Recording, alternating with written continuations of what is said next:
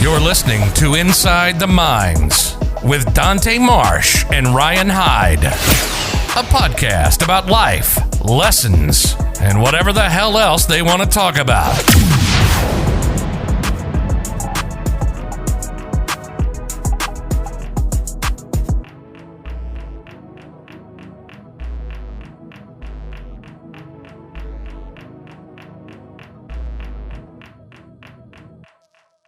Today, our special guest is the fourth all-time passing yard leader in professional football. The fourth all-time. And that's all of football. Canadian, Arena, XFL, NFL, right? Second all-time in the CFL, trailing only behind another Hall of Famer, Anthony Cavillo. Is pro football's combined passing and rushing leader with a total of 84,301 yards. Damn, that's a lot of yards, DA. Damon retired as pro football's all-time leading passer with 72,381 passing yards after surpassing Warren Moon's total of 70,553 yards, which were Moon's CFL, NFL combined totals. Damon played 23 seasons in the CFL, earning four-time Grey Cup champion, 4 All-Star nods, 3-time Grey Cup MVP, and the league MVP in 2005. Damon retired at the age of 44. Fine one. I was just about to do what Phil Mickelson did when they were introducing Tiger, and he was like, "All right, okay, come on, let's just start the tee off."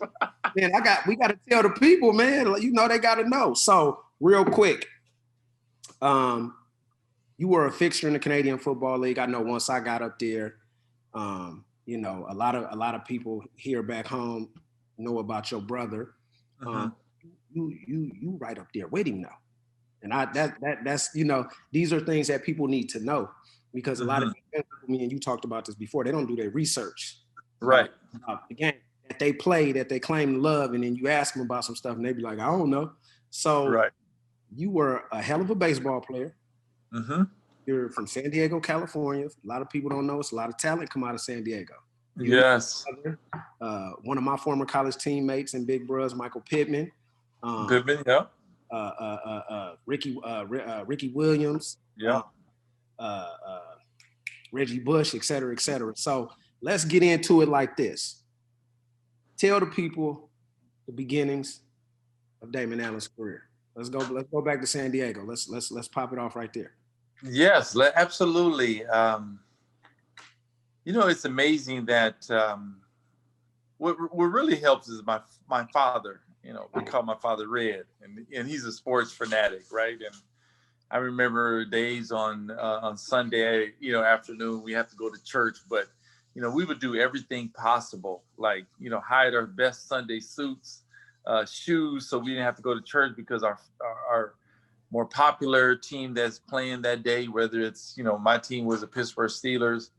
And, you know, my brother says this all the time, you know, when we're looking at television, I had to figure out what side of the TV I wanted to be on. I didn't want to watch. So I wanted to be the one being watched. And so I wanted to, you know, choosing sports as my vehicle, which made it so much easier because my father was also involved in sports and he became our coach. He taught us the fundamentals of every aspect of football, but at the same time, you know, we had people on our street that played for the Raiders and the Jacksons. I don't know if you made the one played for the Giants and one played for the Raiders. The Jackson brothers, they lived on our same street as well. And it was just that inspiration, right? You know, that this is what we want to do. And we would emulate what we seen on TV.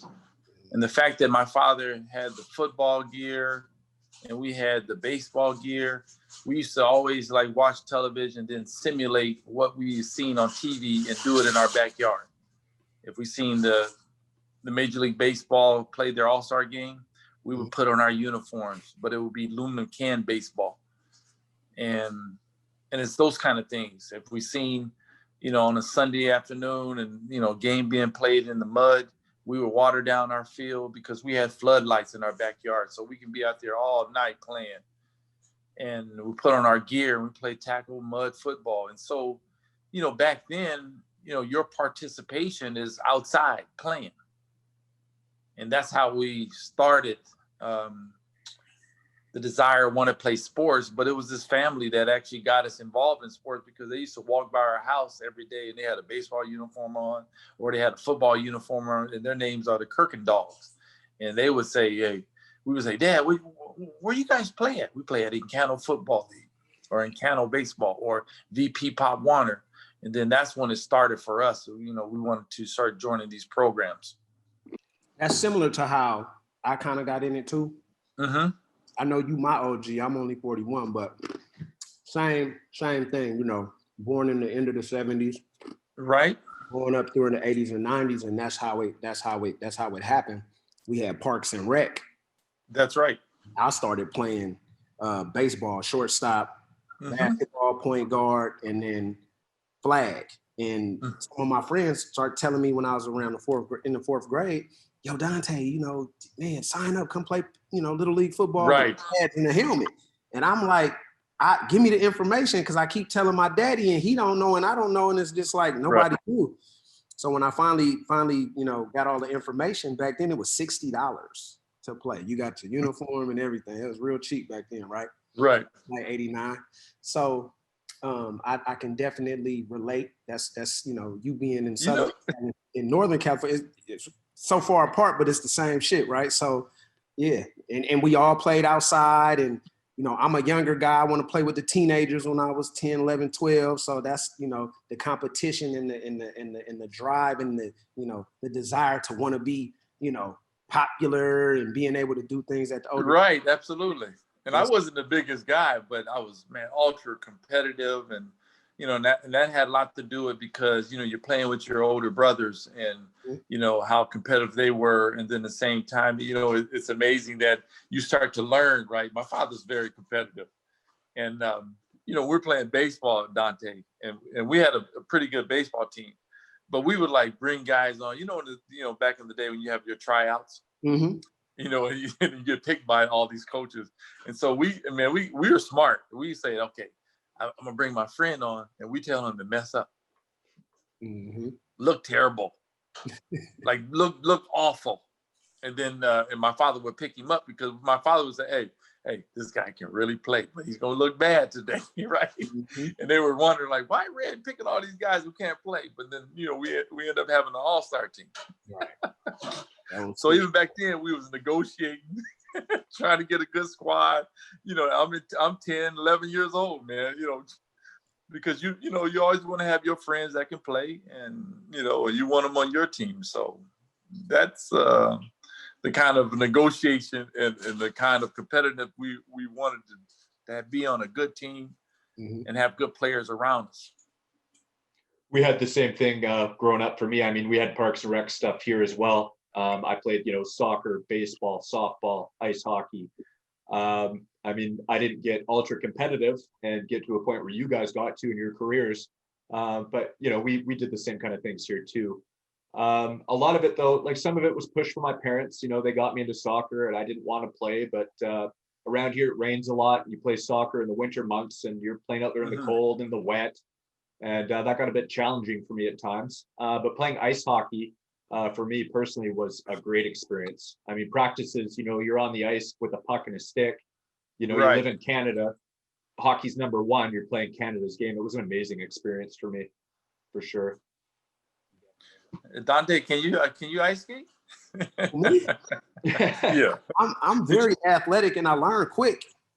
Right. But did you ever try to get on the skates when you were in Canada? I got on regular roller skates. So okay, I got you. 2 years ago, because my son just graduated high school. So 2 years ago, I went to my niece's birthday party. And she had a birthday party at a skating rink. I got on that floor for a hot second.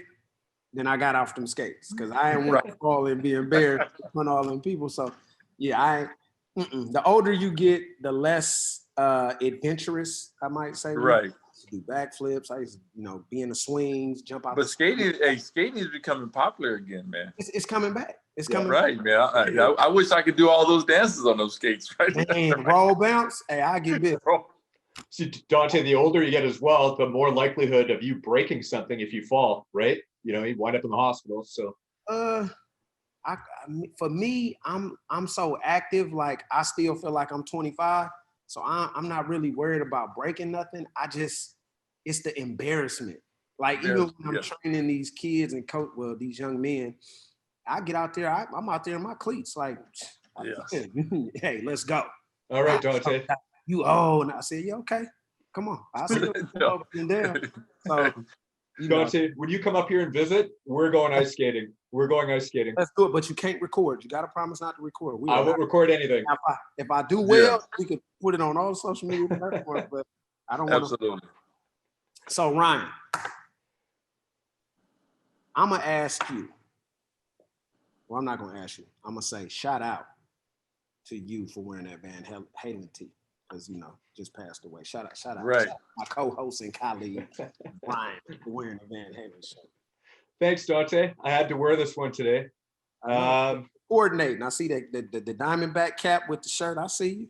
Yes, sir. I'm coordinated, man. I went down and looked at all my hats, and I have a lot. And I thought, which one is going to look good with this shirt? That Arizona Diamondbacks hat. There we go. Coordinated. You know what? That's crazy. I have a brand new another pair of Jordans that I haven't even worn yet. They're the purple, the Great Fives. Right. Okay. That hat you got might match perfect. So I might, because I got a lot of hats too. So I might go snatch that one up. I'm looking at it. I'm like, man, that color might match them shoes. You got some shoes? Yeah, you got some shoes. Yeah, buddy. Dante, have I ever showed you? I haven't showed you my 6 rings, my Jordan 6 rings. I'll take a picture of them later and send it to you. Okay. Yeah, I'm a Jordan freak. I got about 35, 40 pair of J's in the closet, in the boxes. Oh my goodness. All right. I'm a tennis shoe guy. What about you, Damon?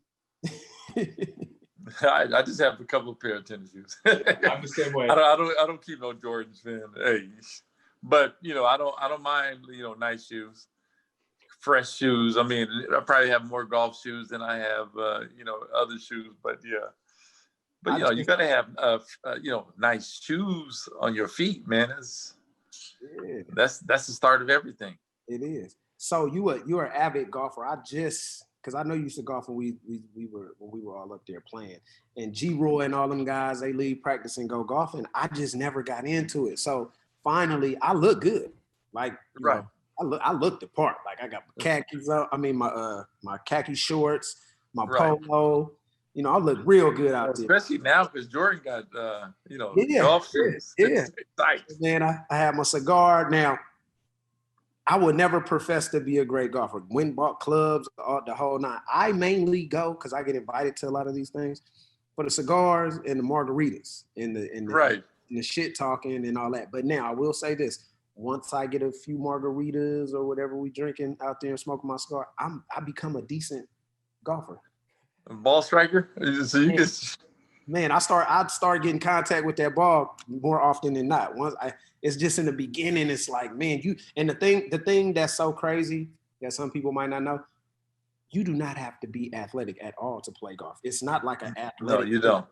It's that stuff is difficult. It's difficult.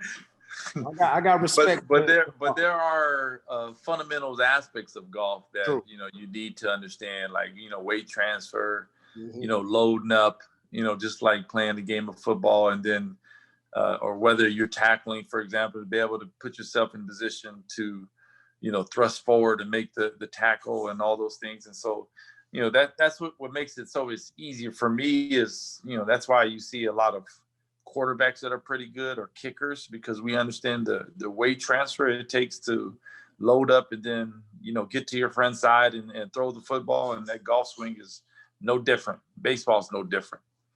Hockey's no different, right? When they're slapping that puck. And so but one of the reasons why I probably love the game of golf is due to the fact because my whole life been around team sport. Yeah. And I find golf is pretty much you versus the course that you're playing, or you against the 3 other guys that believe that they can beat you too, right? So it makes it very competitive and fun. Absolutely. Do you play golf kind of, weekly, Damon? Yeah, I try to play on the weekends, and you try to work hard prior to that. But just on the weekends, I try to play, and the good thing is, I mean, it wouldn't be as fun if I didn't play with a consistent group of guys every week that are as competitive too, and that's what makes it fun. First and foremost is, I got 2 sets of threesomes that I play with on the weekend that really makes the game relaxed. Doesn't feel that the job that you did, even though you had probably a 4 stressful and challenging 4 days, but get on the golf course, man, it really allows you to relax and just enjoy life in a sense that puts a smile on your face, so you can be able to tackle the next week. But I just like the competitiveness, right? That's one thing I was going to ask is how competitive does it get? It's pretty competitive. I mean, I played to a 3-4 handicap, so wow. I have at times have to give away strokes, to even the match out. But at the end of the day, man, you got to play the game, play the course. It's you versus the course, and you don't ever want the course to dominate you. But there are some courses out there that are very tough, difficult to play with, very difficult to putt on. And if you ain't played it enough, I mean, it can sneak up on you. And before you know it, you leave that game and you 15 over par. So golf is something you definitely have to do consistently more often than not. I know for me, like I said, I learned quick. I had a guy out there teaching me, hand placement, body transfer, keeping my eye right. on. As a football player, athlete, I'm all strong and I'm right. Absolutely. You got to let the club do the work. So I had that's right.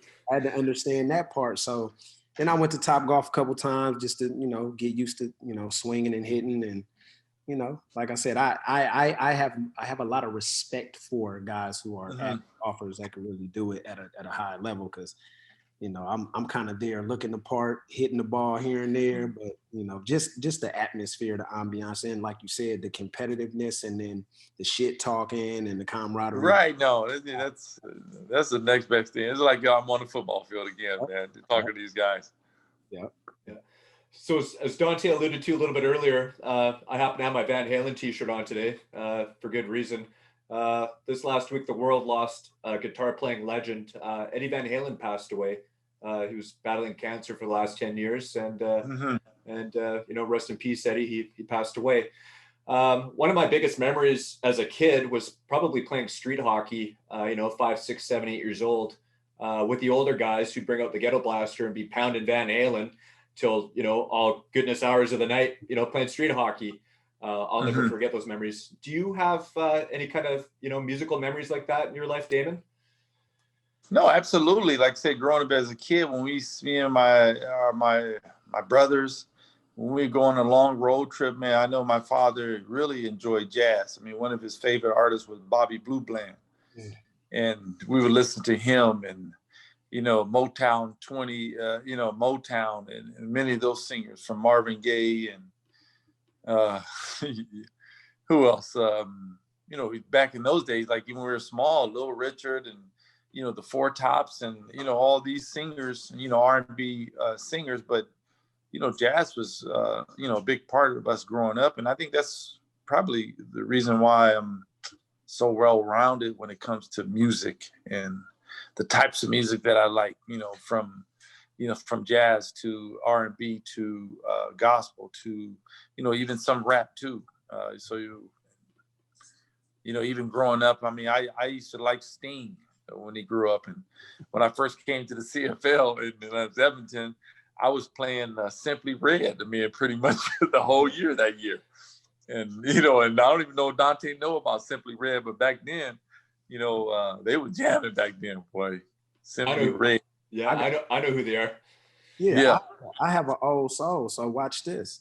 Johnny Taylor, yeah. Obviously Marvin Gaye, Stevie Wonder. Yeah, Stevie Wonder. The OJs, the Whispers. My Earth, dad, Wind and Fire. That's right, the Whispers. Yeah. Earth, Wind and Fire. My daddy kept a Cadillac. Can Function. My daddy kept a Cadillac. He always had an Eldorado, the Ritz. Like he always kept a Cadillac my whole life growing up. So he would pick us up from Bushrod Park in North Oakland after school, and we go stop by the corner store. I didn't know, it's the 80s. He get his half pint of Seagram's gin and some orange juice, mix it up. These the 80s. That's right. No, we thought that was normal. And we was going down taking road trips in the Lincoln 5, where the doors open from the inside. Damn near the car that JFK was, that got assassinated in. I mean, we were a kid. We was like, man, we got that same car, right? It was a different color, but I think just back in those days, I mean, you become like an old soul at a very young age, and you start to really appreciate. I think, and that's one of the reasons why history is so important to me, and growing up in the 60s, I was born in 1963, and all those things that occurred during that time in the 60s, I was a little child, but, I witnessed, seen my parents cry when Martin Luther King was passed in the House, when Kennedy was shot. I mean, I was 2 years old during those times, and you hear those kind of stories, right? And you realize that, hey, you're born in the 60s, man. There's a lot of history that you have to take heed to and understand, and to be able to put you in a conscious mind in the world you live in today. It doesn't seem much has changed. Okay, so since you alluded to that, I'm sorry, Ryan. So since you alluded to that real quick, I'm gonna ask you a quick question. We're gonna go fast forward and then come back.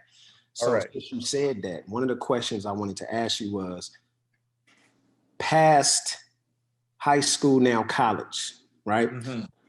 You're in San Diego, you're doing your thing. You were at Lincoln High School? Lincoln High School, yes. So I got it right. Okay, so there's a lot of great athletes out there. Obviously, your older brother, for those that don't know, Marcus Allen. I'm a Raider fan. I'm from Oakland, California. By the way, always be the Oakland Raiders. That's right. On Mars, they the Oakland Raiders. I remember growing up and being a big Marcus Allen fan. So you in your own right as a very exceptional elite level athlete. Now, you came up in an era where the position of quarterback was not ready available to African-American ball players.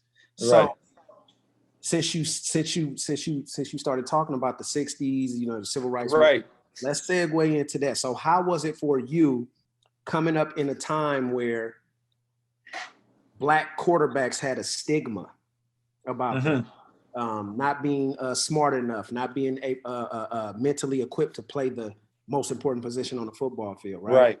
And you had a Warren is a little bit before you?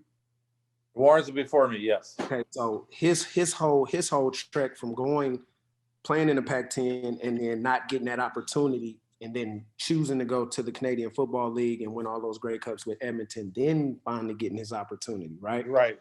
So talk to us about that whole transition, the mindset. Did you have people trying to tell you to play a different position, et cetera, et cetera? Mm-hmm. Well, I think when you go through Pop Warner and you have success and then you get to high school, one of my issues growing up as a kid was I wasn't very big. And so when I got to high school, Dante, I didn't play football.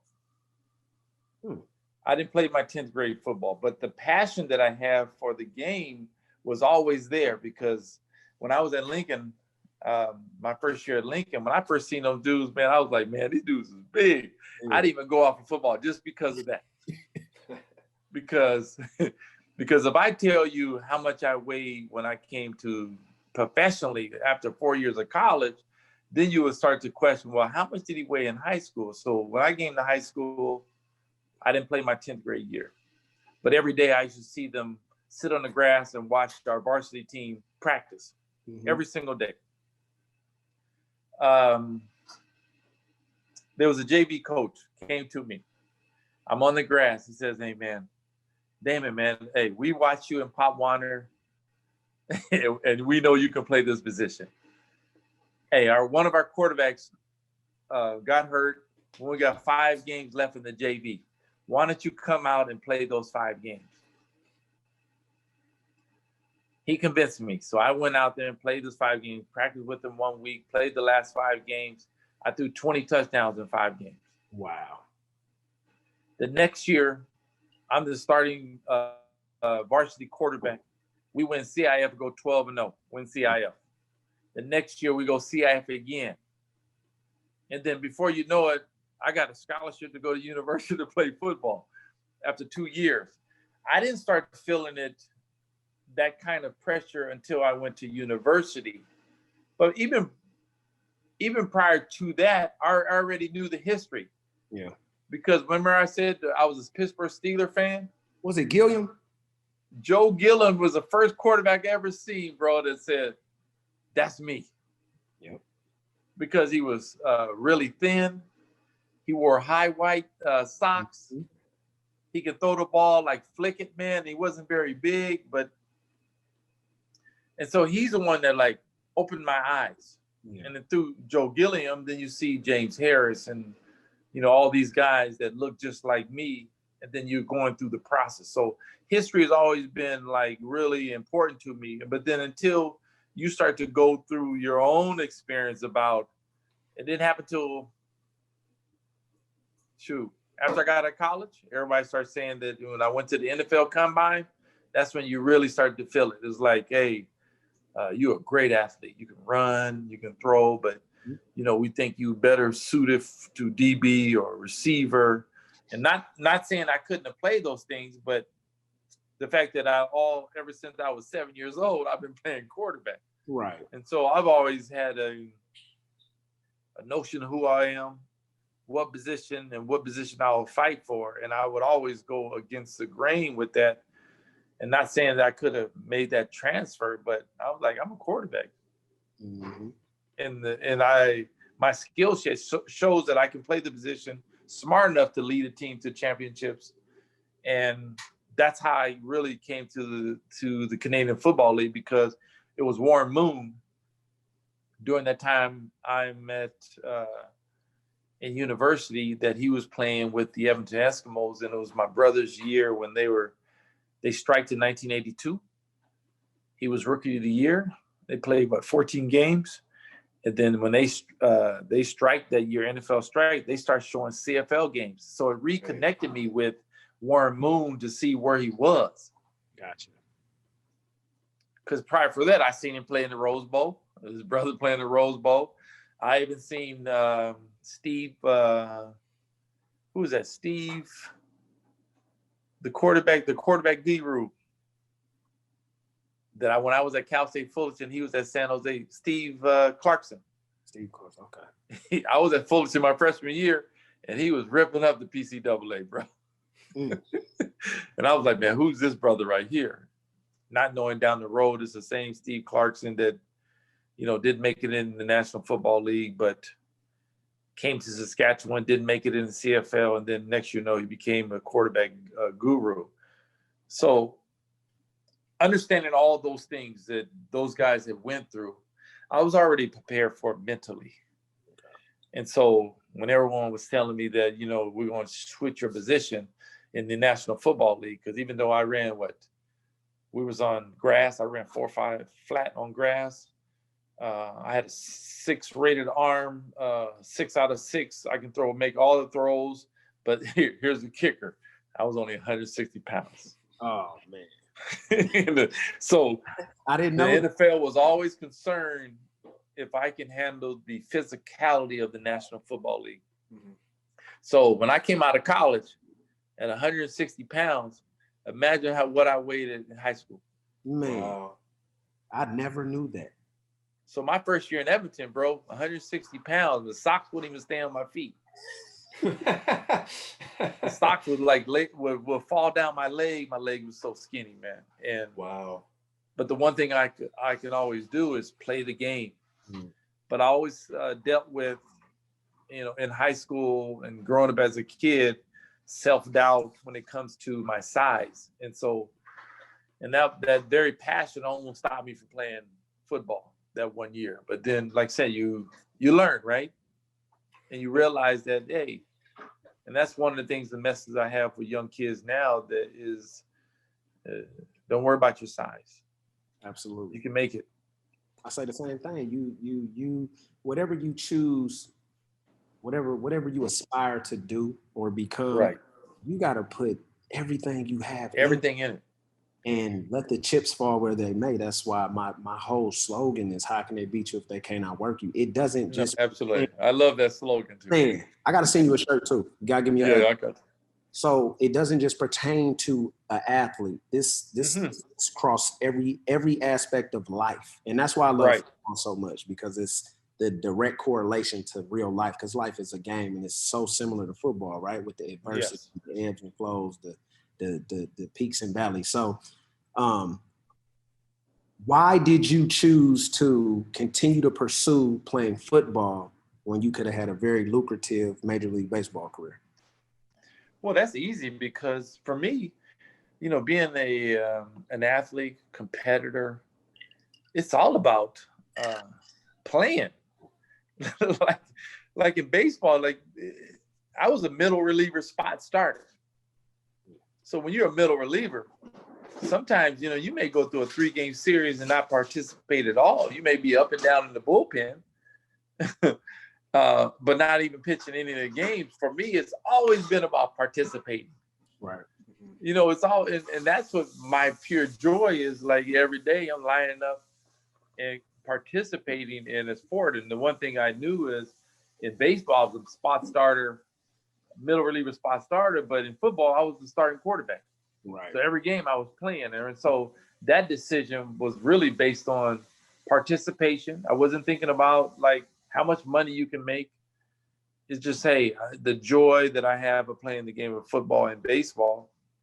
But yeah, if I had a different mindset about money, I mean, clearly, now, I would choose baseball if it comes to the financial aspect of it. But for me, is my joy has always been about participating, and that, I think, that's where you get the true fulfilledness in life. If it so happens that you are playing, participating, and you making good money, I mean, it's that's the ultimate, right? Yeah. And have longevity in the sport. And I think for me, that made it very easy. Even though I knew whatever sport that I picked, it was going to be the right one. Right. Now, I didn't know I was going to play 23 years. Man, that's amazing. That's longevity. Dante, I only thought hey, if I get 10 years in, I'll be a good career. Listen to me, bro. So when I got up to Canada, and Damon Allen, right? Because the only thing I knew about Canada was Jeff Garcia, only because I'm from Oakland and he played with right. So he's a local kid, San Jose. Right. Doug Flutie. That's right. I knew about a little bit about Warren Moon before he came to the league, and then Rocket Ismail. That's all I knew. And then, so ignorant in regards to a geographical sense. I'm like, well, everybody in igloos up there? I didn't really. Right. Needless to say, I got lucky. California kid, West Coast kid, born and raised in Oakland, California. Got the opportunity once I got up to Canada to play my whole 11-year CFL career in British Columbia, Vancouver. Right, absolutely. And indoors too. Yes. Until we had to practice around October, November in Surrey every day outside. Right. But no complaints, honestly. Kind of reminds you of San Francisco and Berkeley mixed together. That's right. Very multicultural, what we're used to in California. So it was dope. So anyway, man, Damon Allen. And it's crazy. The first time we played you in 2004, right. You were hurt. Right. I think you were hurt. And then Michael Bishop came in. I think I got my first career interception against you. Right, that's right. He gonna throw some picks, that's for sure. I'm guarding Andre Rison. It's crazy, right? And RJ Howard, right before the half, backed up about 20 yards. I said, oh, it's coming. Now, I was supposed to be sticking on Dre, but I said, man, they about to throw that ball to RJ. RJ picks him up and put him down quick. No, absolutely. You know that. I just ran deep. Michael, he launched it as far as he could. And I ended up right. Pick. But yeah, man, I 23 years, man. And every year we was like, when is this motherfucker gonna retire? Because he just keep playing. And no, absolutely. And smooth. Y'all don't age. And I remember telling you that. I said, you and y'all don't age, man. The gods have blessed y'all family because y'all do not age. No, it's amazing too, because I had a conversation when I started to get in upper years, like say, my awareness of what's going on. As I'm getting up in age, people don't truly understand that I worked harder, right, to maintain. That's when I started to understand the question. When I got close to, started getting your 15th year, going into your 20, people are going, man, hey, man, how you still doing this? I said, well, man, I found, you start to ask the question. If I ask you the question, who has the best feet in football, at what position, what would you say? I'm going to say me. DBs, right? DBs. But you're going to say DBs have the best feet in football, right? Yes. And I agree with that, because you guys do everything from the back pedal. Like, you back pedal and everyone else going forward. And then I started to understand, like I said, man, okay, I always had good feet. Mm-hmm. But it wasn't until I actually started working on my feet, I became you become an instant better football player, because now, because I work on my feet every single day, I would get in positions that I wouldn't have to look down and see and be surprised I'm in this position because I've been there before, right? And so with that, I mean, as I got older, the game becoming more slower, and the intellectual knowledge you have of the game, but then you're still able to keep your skill set up, made the game somewhat became easier. Mm-hmm. And I think that's the one point that I think a lot of people when they talk about me, they don't talk about that aspect, the knowledge of the game and those things, because they only think that, man, his skill set, he can run, he can throw, and all those things, but you don't look at the other aspects of, man, what makes the game easier is when, everything about a defense, because it started getting to the point where you guys would, you guys have a lot of talent on defense, but I knew Wally Bonham. Mm-hmm. I know how his scheme was, what he likes to do, all that stuff. And so, yeah, if he has the players to match his scheme, they're always going to be a good defense. You guys are always a good defense because you had talent. But I always, like I said, I've been in the league 23 years, and I just look at the coordinator. Oh, I know him. He does this. And if he has smart personnel, good personnel, they're going to be a tough team. But I know what's coming because, a zebra doesn't change its stripes. Smart, David. Right. And so I started focusing more on the coordinators, defensive coordinators, and putting in the necessary time. But then at the same time, I would always hang around defensive players, defensive coordinators, and try to ask those questions. How do you defend a guy like me that can run and throw, that can, do damage, right? And so they would, always share, what will you do with you? And I always knew that when we played teams, they always try to put a spy on me. But I know when you're with a spy, you can't blitz. Right. But you had to, it's pick your poison. As right. I hated playing against dudes that were real elusive because you can't, it's backyard football. You're covering, I go through my progression, 3-step. Right. Okay. No slant, no quick out, no curl, no hitch. Okay, next set of routes in the route tree. In milliseconds, I'm going, this is what I do every time I'm playing off. Right. Whatever, I go through these progressions. And I look at you. I need, even in the shotgun, 3-step read. Okay, 1001, 1002, snap to the receiver. I'm looking at the quarterback. Where's the back? Is he to me, away?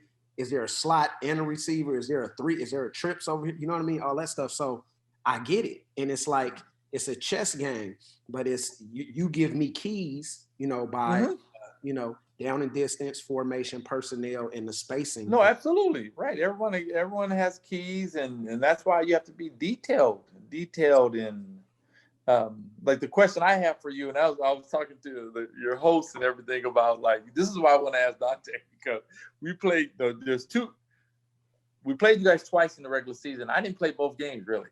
Right. I didn't play both games, but I realized from watching that game, I'm going, well, man, these guys barely beat us with Bishop playing quarterback. And I know how awful Bishop was, right? So I remember when we got in the Grey Cup and we were playing in the Eastern Final. This is before you guys even played the game. And we had just beat Montreal. And the guy asked me, who you going to play? I said, you can't write this script. we play my former team. Yeah. I said, we're going to play our former team, and you can't write this script. because I was already mad at how Wally did me. How he did me during that time, because he told me not to come to training camp. We're gonna trade you. Don't come to training camp. We're just gonna send your checks. And then it got to the point where, and he was telling me, I said, well, you're gonna trade me. And he asked me, what team you want to go to? I said, Toronto, because I haven't played for Toronto. I don't want to go to Ottawa. I already played for Ottawa. Right. So a week went by, and nothing was going on. I'm like, man, this dude ain't let me go to training camp. And so I talked to the league. They said, well, Damon, at least you got a report. So the day, you guys don't realize, the day I came up there, and everybody's like, man, Damon's here, right? So when I came to training camp, I seen Dave Dickerson, all those quarterbacks, and I seen my number. Man, I was pissed. Wow. I had your number? Man, I said, I'm still on the roster, and they gave my number away. Wow. And I told Wally then. And I think, who else was the GM? Was OB there? Obilovich there? No. OB was the scout. It was the one that passed away. Short. Yeah. Yeah, we're not talking about the water boy. The water boy, yeah. Yeah, he was the GM, and I was like, man, if you guys don't make this trade, man, so I can go to my other team and get ready to go to training camp. It's already on the second week of training camp. Right. And then at this time, I knew what he was doing, right? He was trying to get Prefontaine. He was trying to get Tony Miles to come to BC. He was trying to, and they wanted our long snapper, for the trade for me to send to Toronto. And at the same time, I'm telling Adam, don't give it up. Don't give up nothing, because they can't handle all the salaries that they had on the quarterback end. Because, like I said, I was still under contract, still under salary. Dave Dickerson was there, right? I know there was a lot of money on the table. Yeah. And I was telling Adam, don't do nothing. Don't do nothing. But at the same time, I was trying to force them to make the trade so I can go to training camp. Right. But it was all that whole buildup, right? And that's what it came down to when we won the Eastern Final, and you guys haven't played yet. But I said, you can't write the script. We playing the BC Lions on the Grey Cup day. And then I remember, like, a lot of chirping going on and, during the awards. And, I'm talking to my former teammates. And I'm going, man. Y'all defense serious, man. It was tough, man. I mean, and then when we were going our nickel, y'all found us. No, but that's why I was trying to, like, what was the game plan like in dealing with me? That's why I wanted to know, because I remember I can show you a picture. I'm gonna send you a picture. And we're in the coin toss. Okay. And like every BC Lions like looking at me, like they're looking at me, and they're going like, "Oh yeah, the A game is coming today." Yeah. Right. That was my first year up there, so I'm still half-ass getting acclimated to the league. Right. And things and whatnot. And then, me and Sam Young's first few games was kind of rough. They was right out of there. But, Wally said, I knew better, whatever. So we mess around, and, Casey has the year he has. Phenomenal. Oh, amazing year. Yeah. And Now, was he really hurt? Yeah, his shoulder was dinged up. He probably wasn't even throwing it well at all during the Great Cup. No, but I had this conversation with somebody else, and I said, Dave is one of my guys. Like, I was supposed to get this shit. Like, Dave is a teammate of mine. Right. Respect for Dave. So let's preface it by saying that. But as a player, Damon, as we know, right, Casey had 5,000 yards passing, 35 touchdowns, whatever the hell he did, MOP, all that. He should have, in my opinion, he should have started opportunity to start the game. Now, with y'all had a good ass defense. I'm saying this with the element that Casey brought to the game, that could have maybe offset some things. And in my mind as a player, I was only 24, 25 years old at the time. Right. I'm like, well, it at least put him in the game and let him start. He earned that. No, absolutely. You're just voted MOP on Thursday. Right. And like then, that was the first time I ever, like, CFL is always the first time for everything, man. Like this first time I ever seen a rookie who wins Rookie of the Year, the next year can't make the team. It's crazy, right? So crazy. I'm saying let him start, considering what he just done. And then half a quarter or whatever, see what it is and what it ain't. Then, okay, let me put my seasoned veteran in who's got 2 years with the Chargers around. He know that he could, Dave, it's crazy. You see Dave and you be like, what is he, a water boy or a trainer? No, absolutely. You can't reach him. But he's smart. He can play. Smart. That ball going to be there before that receiver get out that break. I'm going to say. So, you let the young gun who done what he did start. And then if he falters, Dave go save the day. That if I was a GM at 25 years old back then, that's right. So I think there was some bit of a divide in the locker room, right, because of those decisions. I'm not saying whether it was wrong or was right. I'm just saying I was a player on that team, and that's kind of the energy that was around. Yeah. So, but preparing for you was tough because I never intercepted you, and we joked about that. Right. We throw no picks. Yeah. I try not to throw no picks now. At all. At all. Not getting close. So anyway, we knew you could run, and then Wally would tell us, Damon is slick. He knows that, how Wally, he get. Right. And we knew, but we're kind of figuring, man, we gonna whoop granddad ass. We are talking that shit. So, man, hey, smooth, ice water, man, like just smooth at that age. And I like, not to digress, but you and like Milt Stegall took me and Corey under his wing because I had moved to Atlanta for 7 years. I was living out in the and we trained with Milt. Milt gave us all the ins and outs of doing our own contracts. So 9 of my 11 seasons up there, I was my own agent. I didn't know that. Yeah, get my money. Me and Banks, right? We was getting that money. So he told us the game, and he told me something that resonates in my mind to this day. Because I played till I was 35 at corner, and even when I was done, I still was playing. That's unheard of, man. Like you look at the day. I mean, the last 10 years, you can't find nobody that played that age, that old, that long, right, as a starter. So they told me. He told me on the short side too. On the short side, and you told me, I want to say it was 2007 in BC, and you wasn't playing, and I don't think I was playing, and we talked in the my locker room. Play this game as long as you could play this game. Do it to the wheels. This is what you told me, and this is what I got from you. So looking at guys that played 15, 16, 23 years, Darryl Green did it. Y'all I take my hat off, and I know it's very difficult, but right back to that game, I'm thinking, man, come on, man. We ain't gonna let no 43-year-old dude whoop us, man. Or how old you were at the time. Right. and I was 42. Yeah. Somebody 42. Yeah. Somebody. Wow. Like you were 25 years old. So much respect. And I think too, like when you get in those situations, like remember I said Ronnie Lott told me something. His words were to me, stay on scholarship. And I knew exactly what he meant. Yes. He told me to stay on scholarship. That's okay. You play as long as you can. And then you look around the world, right? You start to see guys like Chelios, guys are playing in their 40s, right? And you realize, okay, yeah, at 40 you can still take care of your body. You start to really learn about core work. You start to learn about keeping that, and that's when I started like really look at core work. You start looking at working on your feet, because that's one of the first things that you lose. You lose your passion, right? Sometimes you lose your passion to play. And the other thing, you start to lose your legs, right? You don't move as fast, a step here, a step here, a step there.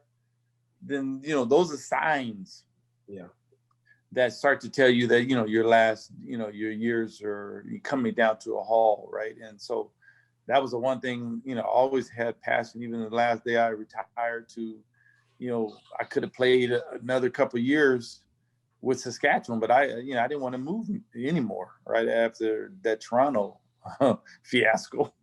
But yeah, very thankful, man. And you just realize that, hard work, dedication to your craft, and believe in yourself, and you stay on scholarship as long as you possibly can. That helps. Damon, you were well on your way to an amazing career in the CFL. How did this whole baseball thing come about? Well, I was drafted in baseball at Cal State Fullerton by the Detroit Tigers in 1984, the year they won the World Series. Okay. And so during my university days, we won the PCAA 2 times in a row. I played on the baseball team. We won a national championship. And so it was during those times that I had to, make a decision, start to look at what sport I'm going to play. And so baseball was always in the back of my mind, even when I decided football. And so an opportunity came up. One of my good friends, who was a scout with the Cincinnati, at that time he was with the Pittsburgh Pirates. He was a scout. And he told me about a open tryout. Yeah. And at that time in 1992, I was playing with the Hamilton Tiger Cats. And on our off days, I was playing baseball with the Hamilton Cardinals. Preparing for this open tryout. Yeah. And then we go through the season, lost in the Eastern Final. I think our record was 11-7, lost the Eastern Final. And then the next year, Hamilton was thinking about trading me back to my former team, the Eskimos. And I had to okay the trade. But at the same time, I was like, man, if I okay this trade, then that means we can drive down through Pittsburgh, go through the tryout, pitch. And then that's exactly what I did. Edmonton wanted me back there. So I said, okay, okay with the deal. Mm-hmm. And we drove down to Pittsburgh. I pitched. They signed me that day because I was throwing like 92, 93 miles an hour. Wow. With control, changeup, curveball, slider. I was throwing it all. And they were asking me, like, where you been? I was like, I've been playing football. Right? Yeah. And so I went on to Edmonton, told Edmonton I signed with the Pittsburgh Pirates. I'm going to spring training in 94. When I got there, we won the Grey Cup in 93. Yeah. Went to spring training, played for 2 to 3 months. That's when I faced Michael Jordan. He was during that time. He was in Sarasota. Yeah. And we were in Bradenton, Florida. He was with the White Sox, and I was with the Pittsburgh Pirates playing minor league baseball together. So it was all during that time. And then eventually when I figured that they weren't going to invest no money with me, I could only play so long. And then I came back to football. But it was it was very interesting because one of the reasons why I did it had a lot to do with, I wanted to close that chapter in my life. I wanted to see if I would have made it, if I would have pursued it right out of university. And once I got to that experience in minor baseball, I knew right away if I'd have chose baseball right out of university, I'd have been playing in the big leagues. Yeah. So I needed to close that chapter, and that's why I went for that tryout and went to spring training in 94 with the Pirates. But it was an amazing experience, man. So I'm glad I did it in my life. Yeah. So you had made so much history in Canada in the CFL.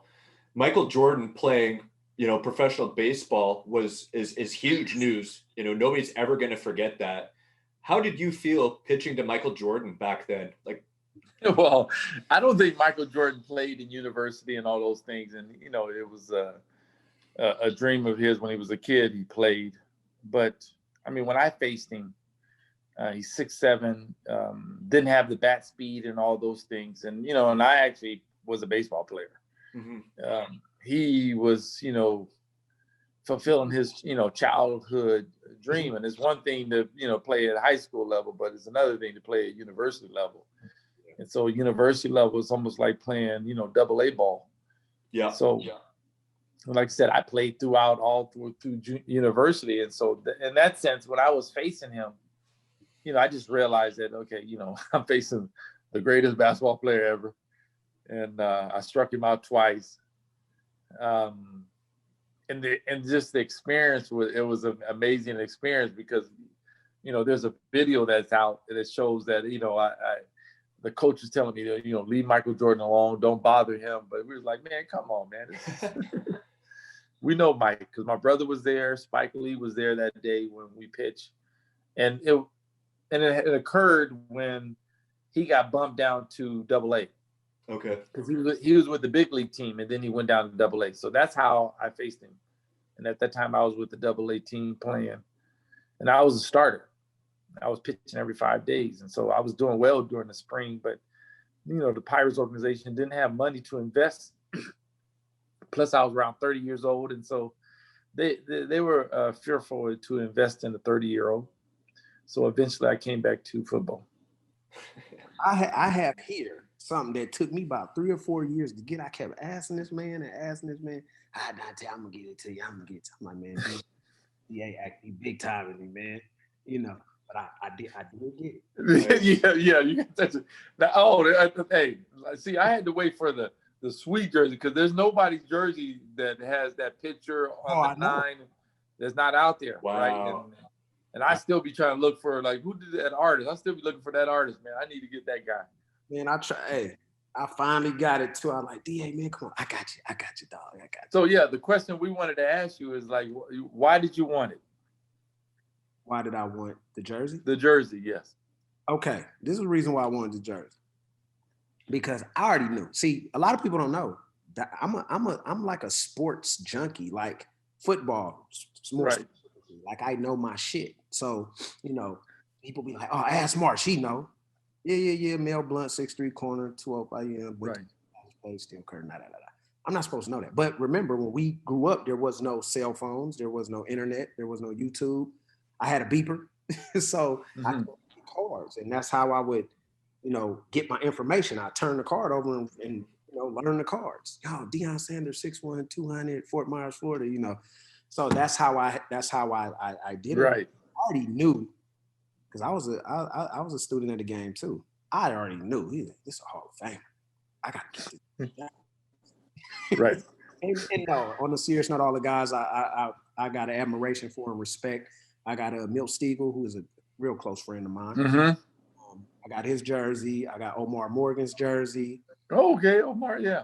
Durant's jersey. I got the other number 9, Miles jersey. Miles, yeah. Oh yeah, and at some point I'm gonna get these things in frames like Ryan has in right now. That's good. I have a story for you guys. Like it has something to do with my brother because history too. My brother's first year with the Raiders. His roommate was? Dante? Was Cliff Branch. Cliff Branch. The great Cliff Branch. So that's Marcus' roommate. And the funny thing is Marcus, when he was drafted by the Raiders, Marcus was always a Raider fan. Because he loved Ackerson because he was a free safety growing up. He was All-American free safety. George. Yeah. Yes. He played both ways. He played quarterback and free safety. So he was All-American free safety. So he loved Jack Tatum and Ackerson. And, I hated the Raiders because, I was a Pittsburgh Steelers fan, right? And so his first year with the Raiders, he talks about he goes to training camp. He doesn't say a word. He's a Heisman Trophy winner, and he didn't put no other pressure on today. He just came in to work. Mm-hmm. But he played. His roommates were the whole year with Cliff Branch. Years later, come to know that Cliff Branch is a relative of ours. Knock it off. Real? Yeah, Cliff Branch comes from the Childs family, and the Branches got together. So the Branches and the Childs are relatives. They're all out of Texas and Fresno, because there's some Branches and Childs that live in Fresno. Okay. They're our relatives. So he's part of that family, which is connected to my dad. And it was no different than, remember the receiver John Childs that played in the CFL? That played after you, but I come to find out he was in Toronto for a whole year. I didn't know we were related. So we're related, and then we found out. So now we realize we're family. But Cliff Branch and Marcus, he's our cousin. Wow. And Marcus we said roommates for a whole year with him. No. And didn't know they were relatives. Question: is that Calvin's dad? Played at Colorado State. He closer to my era. He played running back. Then ended up playing DB. We talking about the John Childs? You talking about? I'm talking about Calvin Branch. I don't know. I don't know that. I mean, then we're still like trying to understand those things, right? And unfortunately, the passing of Cliff just a year ago, man, is devastating. But because we were all trying to get him into the Hall, which we believe he belongs in the Hall with us. 25-yard catch average. Yes. And he's still up there in playoff yards. But yeah, man, it was a unique story. And he started coming to our reunion and stuff, man. We like to say, man, this is a great Cliff Branch, man. Like, that's my cousin? What? So I mean, I gotta ask you this question, and me, because I know you, right? So I want to make it clear, like, this is all about you. It's not your brother, but we gotta ask. Yeah. So growing up with your brother, because your brother is Marcus, like Heisman Trophy, right? Trojan, et cetera, great Oakland Raiders / going to the Chiefs. Anyway, right. How was it growing up being his younger sibling, and do you have any competitive stories with you guys, or did you ever feel like you were in his shadow, or how did that whole dynamic work? No question, I was in his shadow growing up because we played the same position, right? And so, the challenges I faced throughout my whole, especially when I got to high school, because he had just won CIF. He was quarterback in Lincoln, and, I became the quarterback. But, the neat thing is, with that same kind of challenging, realizing, people would say, well, you don't play like your brother, but, and I ended up winning 2 CIFs, right? But I remember the what made it real cool was my first start in high school at the junior. We played somewhere in Mira Mesa, and we played, and we ended up coming back and win that game. But then the article and the thing in the article basically said, Allen Magic is still at Lincoln, right? And so that was the kind of inspiration and realizing, man, the bloodlines that you have and the competitive spirit. And I seen all that, man. I seen the people doubt him, from not being fast enough and all those things. And I know the hard work that it took for him to get to the point where he was. And I even understood, when he won the Heisman, dude, he went to USC as a safety. Yeah, I heard that story. Like, he was gonna play DB, and then Ronnie Lott actually played running back too, or some weird story like that. No, John Robinson wasn't sure if he wanted to switch Ronnie to the running back spot or Marcus, but he always believed that Marcus was, too good as a freshman to not play. But Marcus, he was behind Ronnie Lott and Dennis Smith. Yeah, that's wow. That's right? crazy. So you're talking about first round All-American safeties on the team, and Marcus is a freshman. And it just so happens that, Marcus used to always like walk in the Heisman room, right? Because he always said, man, I always wanted to win the Heisman, but it's hard to do it at safety. So that's when he switched the position. Wow. So when you understand like what my brother has like accomplished, right? I got to tell this story, man, is what he's accomplished. I mean, name me one guy that switched from university and say, and win a Heisman and didn't have the career that he had. Because most of the running backs, the great running backs we know, they've been playing running backs since they was kids. Mm-hmm.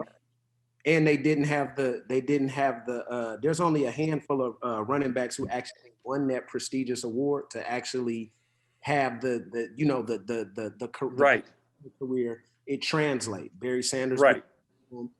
And that's what makes him, like we talk about all the time. He says what made him, really become a good running back is due to the fact because he played defense. He played linebacker. He played defensive back. He played safety.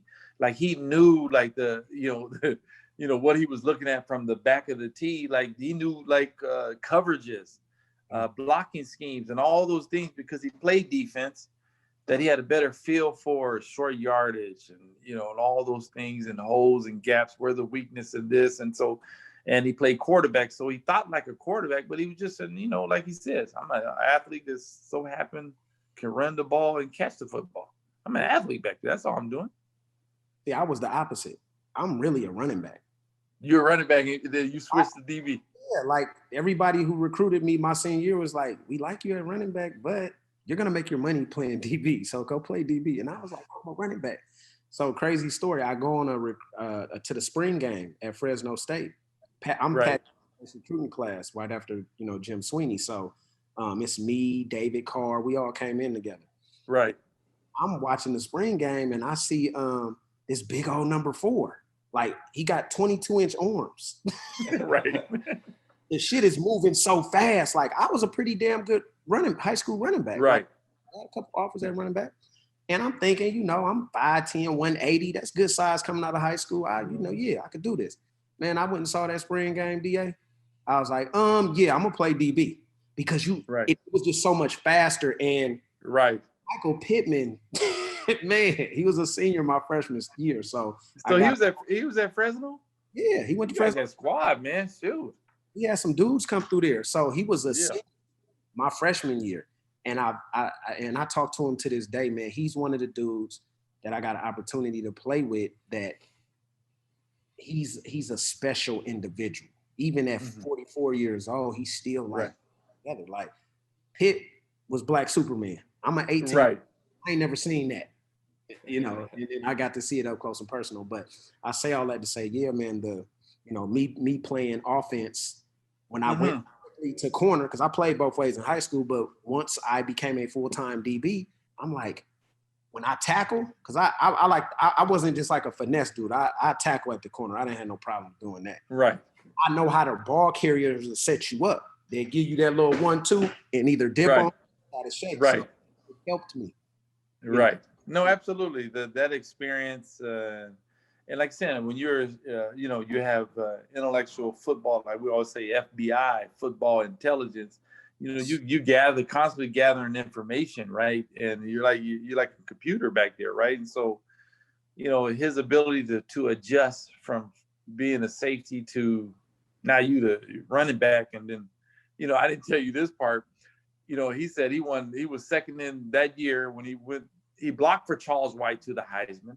At 190-some pounds, playing fullback. So he could always hit because he was a safety. Second year, he said he rushed for 1,600 yards, and he didn't know what he was doing. Wow. And so he came back his senior year, and he met with the running back coach. And Jackson says, okay, what are your goals this year? Mark said, to go over 2,000 yards. And the guy said, come on, man, let's be realistic. It hasn't been done yet. But that was his goal. His senior year, he ended up, rushing for 2,300 yards, pretty much playing three quarters of the game that year. Yeah. Did they win the Rose Bowl that year? No, they didn't win the Rose Bowl that year. Wow, that's I don't know who won it. It might have been Penn State. They played in the Fiesta Bowl against Penn State. That year, on that story. Yeah. I never knew your brother was a defensive player primarily. Then played running back. Wow. Yeah, he went to USC as a free safety. No, I knew that part, but I thought he always played running back too. Like, no, I never knew that. That's crazy. No, he switched the position because the second string running back and the third string running back got hurt, and it was only Charlie. Wow, Russell White's uncle, right? Mm-hmm. Yeah. That's right. So he blocked Charles White to the Heisman, and I think Charles had 1,800 yards, 1,700 yards that year. And they won the national championship that year.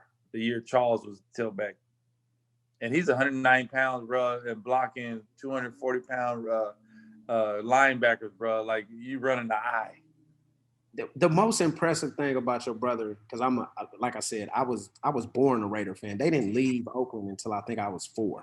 So I never knew nothing else. Ever since I can remember, it's been silver and black. Right. The reverse field. What was it, a 60-something yard run against the Redskins in the Super Bowl? 74 yards. 74, I'm off. Man, that was like, it's beautiful, dog. It's and especially with the Raiders song in the background. Yes. Running through the night. That's my ringtone. Oh, yeah. The autumn wind, baby. So, I got the, I'm covered in tattoos. I have the Oakland Raider emblem tattooed this big on my back. Like, And I try to tell people all the time, it's synonymous with the city of Oakland. Like the city absolutely. In the Bay Area is just so much tradition, pride. You know, going back to the civil rights movement, and then with Huey P. Newton and them starting the Black Panther. No, absolutely, man. It's an amazing history, and you know, it's nothing like playing the Raiders and you playing on the baseball field and what's called in the dirt and the grass. Yeah. So, how did you like? You know, I know you've been at a bunch of functions and celebrity golf tournaments and stuff, and doing that stuff with your brother, but you still being at that level, bro. And that's why I brought Marcus up. You know, it's not, you know, I have to make sure people that don't know. Right. Damon was a dog, like 23 years, Hall of Famer. He's so that's that parallel. So with you doing it in the Canadian Football League and not the NFL, because I early on in my career, I struggled with, damn, I was in the NFL, then I got hurt, then I was out of football for 3 full seasons. Then I went up to Canada. I didn't realize that three seasons, man. So, and usually guys don't get that opportunity to play after, you know, you miss 1 year of football, bro. It's like your career could be over. Yeah, but so you missed 3 seasons? Yeah, I got up there to Tennessee as a priority free agent. I thought I was going to get drafted late round. Didn't happen. Had 3 teams, you know, vied for my services right after the draft. Chose Tennessee. I was the only free agent corner they brought in, and they drafted Kevin Dyson's younger brother, Andre. That was it. Right. Only 2 rookie corners. I'm making the team, balling out in training camp, mini camp, OTAs, playing the preseason. Get I got a bad shoulder injury. Anyway, I didn't know that. Yeah, I can see the extension is different. Nerve damage, all type of stuff. Now I could go up quick, but if I try to, that's about it. Wow. So right. Made the team, sat on injury reserve that year in 2001. They didn't bring me back in 02. Sat out all of 01 regular season, all of 02 and 03. And I came up to Canada in 04. So to go back to the question I was asking you, did you ever feel slighted that all of those great accolades came in the Canadian Football League versus knowing that you can compete in the NFL and you know, being, you know, your brother's having his success? Did that have any did you have any emotional ties to it, or like a drive to say, yo? Because I think the only like when you look back and then over your career, then there are times when, you know, and there's 2 thought processes behind that, because now you always say, you know, I want the teams to come after you. Yeah. You know, right in that aspect, you would say, you know, I want teams to come after you. But then there's other times you're like, man, I wish I would have just, you know, go on a tryout and showcase my skills. Right. Right. And so, and I think it's always twofold in that sense. But I never questioned, you know, that it affected me that I didn't play in the National Football League. For me, it's always been about timing, and it's always been about my size. So I knew that was the only thing that really kept me out of the National Football League was my size. No, definitely. And the National Football League was concerned with my physicality, right? You know, can he handle the pounding of the National Football League at 160? I mean, I don't know what quarterback there is. I mean, Russell Wilson, these guys are shorter than me and all that stuff, but they've never been 160. Nah. Right? So with that being said, I mean, that was the only thing that really kept me, you know, out of the game, because, you know, we look at guys today like the Russell Wilsons and the Jacksons and Mahomes and all this stuff, and they're doing stuff and people are going, man, oh my goodness, like what? Doing really? that some years ago. What? Yeah, like what are you guys talking about? Right. Oh, you see how he threw the ball without looking? Huh? Right. What? Come on, dude. I've been doing that for years. You know, rolling out to your right, looking left, throwing the ball in the flat, not looking at all, and shoveling, and, you know, blind shovels. And doing it very effectively, might I add. I have experience. I know. I was there. Right. And those things, but it's like saying, you just realize that, man, when it comes down to, you just, timing is everything, right? And sometimes people are before their time. But I know if I would come out today and I had the size and all those things, and man, I would be a #1 draft pick in the league, playing quarterback, because, you look at the guys that are playing today, there's some guys that's like, man, you had no business playing quarterback. But at the end of the day, you got to make what's best, how long you play, what league you play in, and you got to make the best out of it, right? So I took this very seriously because, we all want to leave a legacy.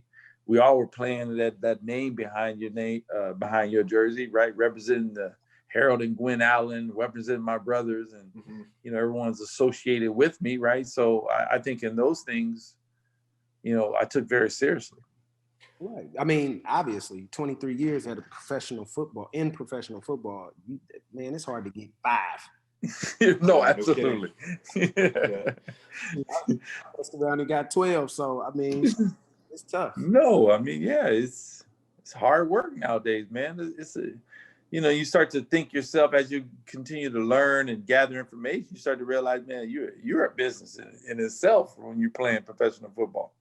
And so, you got to take care of your business physically, prepare yourself to play, go to war. And at the end of the day, you only judge off the championships that you play in and win. And so, definitely, I've been winning my whole life from Pop Warner to high school to university. I mean, I won championships in every level of football that you can get to.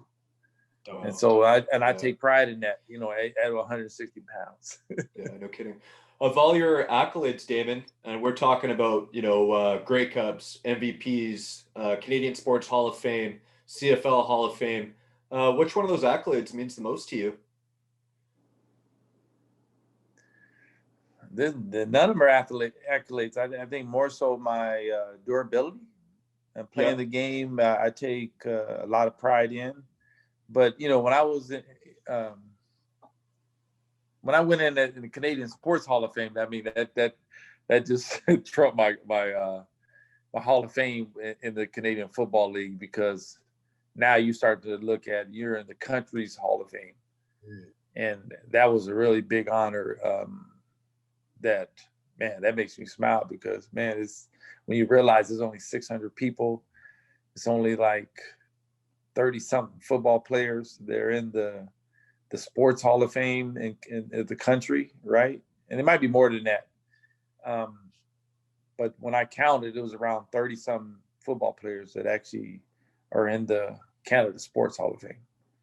So I would say that's, for me, is probably the highest honor, because that's the country's Sport Hall of Fame. And so I take a lot of pride in that one. Yeah. So you also you played one season with the Memphis Mad Dogs when the CFL expanded into the United States. Obviously, the expansion never lasted too long. The Mad Dogs had 1 year there. But what was your experience like playing in the CFL south of the border? Well, it was interesting due to the fact, because we were preaching about faster, longer, score more points, but we were playing on American fields.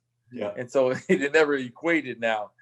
And that was probably the biggest challenge that we had coming from the U.S. team ownership in the CFL, because we didn't play on CFL fields. Right. We played at the Dante. We played at the Liberty Bowl, and dude, I'm gonna tell you experience. We played the BC Lions. We played the BC Lions. Was our first team, and we came out to warm up, to check the field and all that stuff. They refused to play. Wow. Because the way the Liberty Bowl is set up, it was on the grass, and then the extra yard is the other 8.5 yards that you needed would normally be their sidelines. Their sidelines were turf. So we were playing on grass and turf, preparing for a game. And so what ends up happening is, like for example, I break containment, I come around that corner, right? So we all stay in the grass, even though you got another 9 yards to hit the sidelines. And so we got in those kind of situations, which was very difficult to play. And then at the same time, we down there in the SEC, and we playing games. We can't play games when the college football is playing. Not down there. Not down there, right? Mississippi versus Alabama. I mean, that game is packed. Right. Barely 5 people at our game, right? So scheduling was an issue. The field was an issue, but the experience was amazing because the ownerships that were owned by these teams were crazy. My ownership was Fred Smith, who owned FedEx. Wow. At that time in '95, he was an $8 billion company. Wow. So you can imagine where he is today, FedEx. So you mean to tell me they do the expansion, but nobody configurates the field to the actual, dimensions of a Canadian Football League? Well, most of the fields in the United States can't accommodate CFL fields. Right. As you probably remember, even the Montreal Stadium still can't have a full CFL field in there. They've got the end zones cut off. Corners. Yeah. Right, and here's one, Dante, for you, right? Everybody go faster, score, more score. Dude, we played 3 games. We went through 3 kickers. And each kicker, the 3 games we played, were going through, was getting at least 9 attempts a game to kick field goals. They would have led the league in scoring. Easy, Because the way the end zones at the Liberty Bowl was, if you didn't score 30 yards and out, 20 yards and out, you wasn't scoring. The closer you got to the end zone, and they got 10-yard end zone, and then they're cut off on the corners, and it's a cement wall on the sides of the thing. All the DBs would line up 3 to 4 yards inside of the receiver. So only thing you can run down there when you get inside the 10 is slants. Wow. So they dare you to throw the fade. I got a question, so, Go on. So I was done in 2014 was my last season. So in 2017, I got somebody reached out to me on Facebook and said, I was nominated. I'm on the ballot for the Hall of Fame. So this past spring, I got the email from Mark DeNoble, and I'm like, oh man, just to be mentioned or be taken into consideration to be in that elite fraternity, right? And the rest of those guys is amazing. And I know my career was pretty good especially at that boundary corner. So I feel like it will happen and it should happen at some point. But if for reason it doesn't, just to be in the conversation is right. How was that feeling? Well, I mean, we already knew you was gonna get there, but when you finally got the call or the email and to know that you're gonna have a bust sitting inside of a hall of a professional football league, how was that phone call or email or however you got the information? I got a phone call from the commissioner, and whenever you get that phone call, you're never prepared for it. I'm like, I'm telling you, even when I got the phone call, I did some things with the league at that time. I do a lot of things for the league, and they asked me to do this. So the commissioner called me at that time. I was like, hey, I'm gonna see you next week because I already knew that I'm gonna see the commissioner next week. We're going to an event, and he was like, yeah, that's great, man. Yeah, I'm gonna see you next week, but that's not why I'm calling, right? So when he told me, like, you still got that kind of pause. And at the same time, when you hear it, man, you just humbled, man. Because I think when it comes down to it, you don't really look at your career, but you look at all the people that help you along the way, right? And so it's you're very prideful in that sense because it took more than just you and your skill set. Your teammates that you played with, the guys you played against, from your coaches, from Pop Warner and all those things. I mean, they're all part of, influencing, gathering, giving information and those things. And so I think every time you hear something such as that, you making it to the hall, at that time, it was only 250 people. Mm-hmm. So, the number's small and it's elite group and company, right? And whether to be mentioned, which is really good. But the process is very difficult, right? Because, there's some guys that should be in, like, that I play with. It's like, man, I'm surprised he's not even in, right? And then you got some guys that go in, you go, man, for real? Right? So part of it is somewhat of politics, right, as well. But just getting the call, and then you're actually going in, it's a humbling experience. Even though you have an inkling that you're going to get in, or because I was like, man, even if you take away my passing yards, I still go in as a running back, right? I'm third lead rusher in CFL history. I still would have made the Hall just being a runner. Right. I had just under 100 touchdowns, right? I'm in the touchdown race for running backs. Yeah. Wow. That's phenomenal. So in that sense, I was like, man, if I ain't going in, there must be a problem right here, because wrong. You can take away all my passing. I'm still going as the third leading rusher in CFL history behind Pringle and George Reed. That reminds me of Wayne Gretzky, Damon, with how he's still like the all-time scoring leader with assists only, not even including goals. Right. It's the same. It reminds me that it's the same thing. Yeah, it's amazing. So I think in that sense, I mean, it was just humbling. It's humbling when getting that call and actually you're going in. You're like, wow.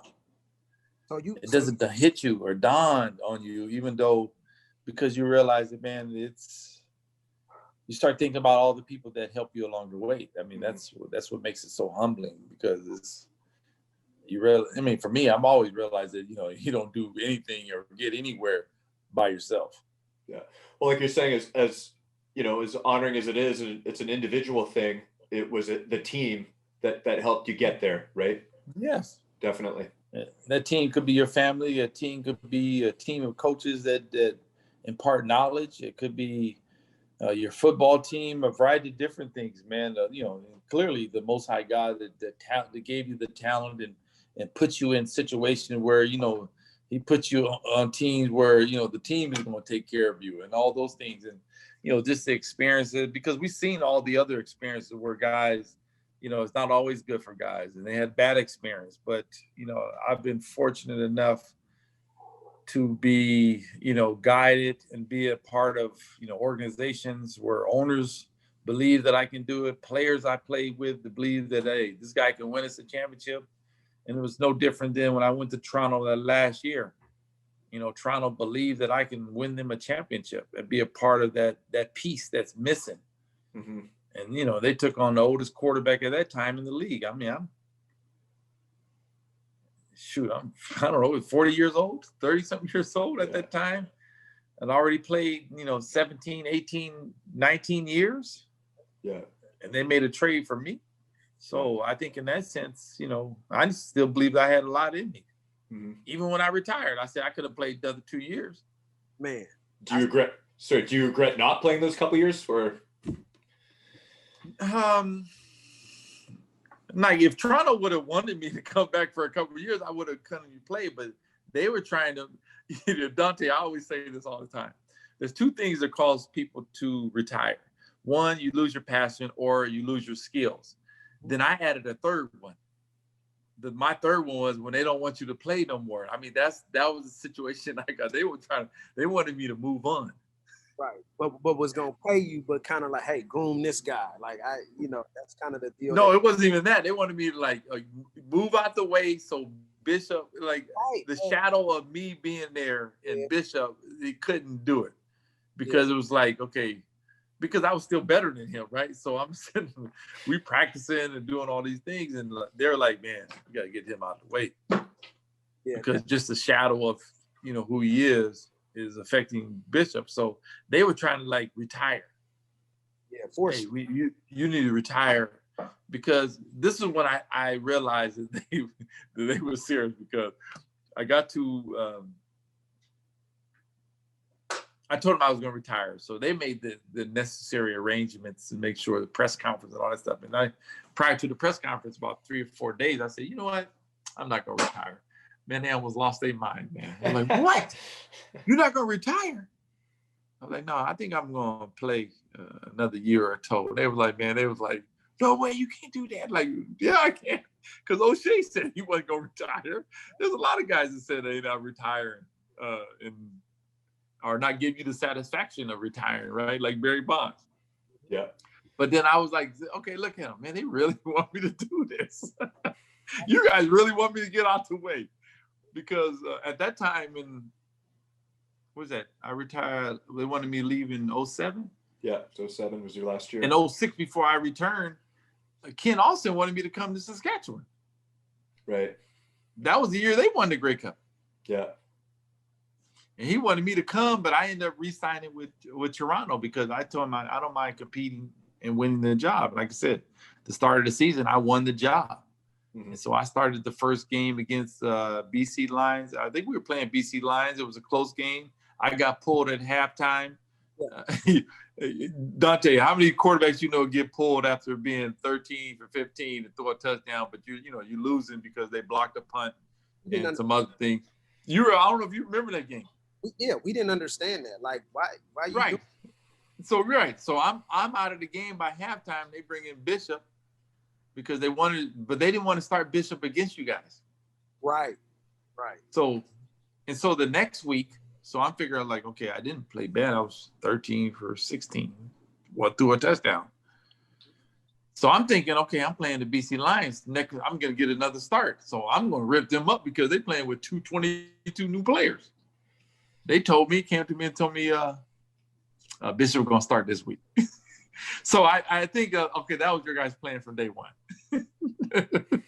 Because that's what I felt. Because otherwise, they're like, how do you lose your job? Because you said whoever wins the job in training camp wins the job. Okay, yeah, all right.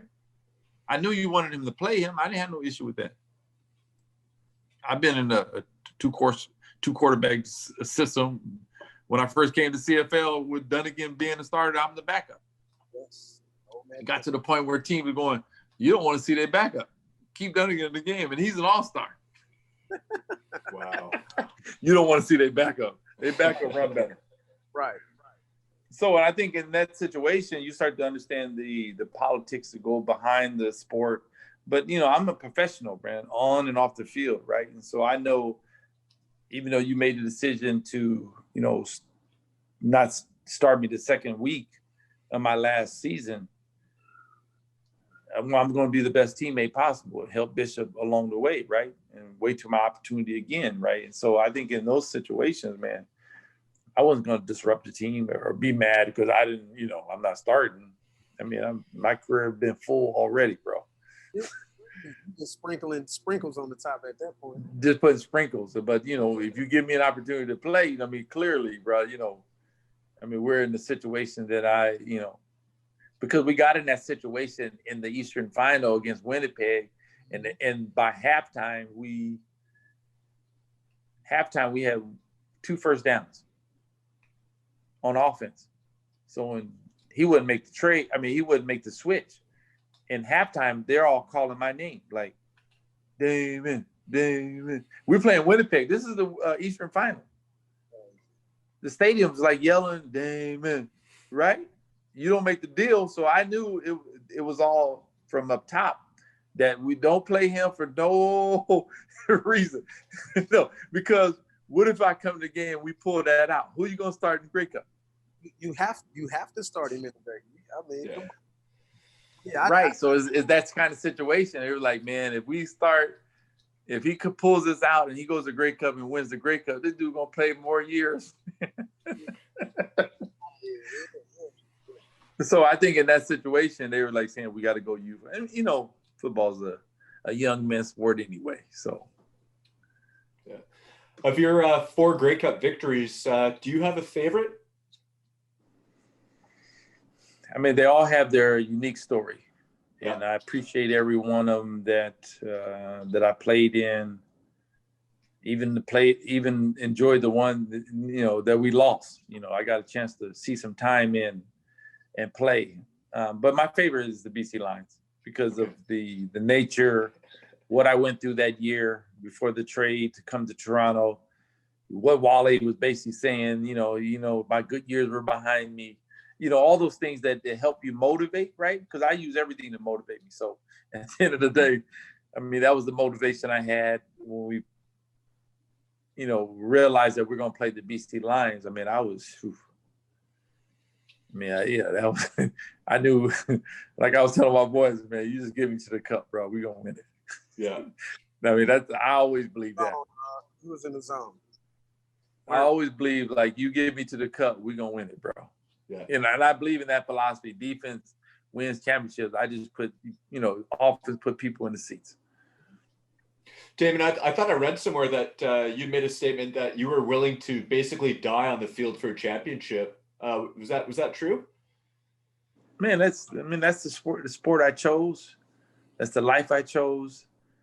The dedication I put into it, and the competitiveness into winning, right? I mean, we've always been judged. You've been judged as a quarterback on the championships you win, right? That's how you're judged.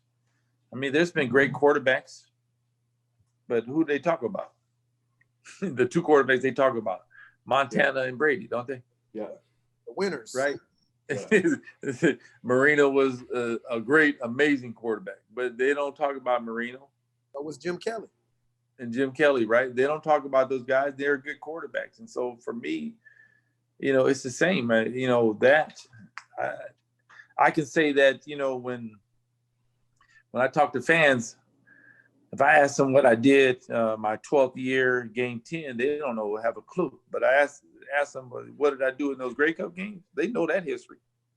Yeah. Those are the things they remember. And those are the things I dreamed about. Those are the things that that you dream about, making the catch and making the big throw. And so whenever I got in those games or played in those games, it was like deja vu, like I've been here before. Yeah. And I've experienced that since Pop Warner to high school to university, and all those things. And so I think in those games, I think my skill set, they were all heightened. Mm-hmm.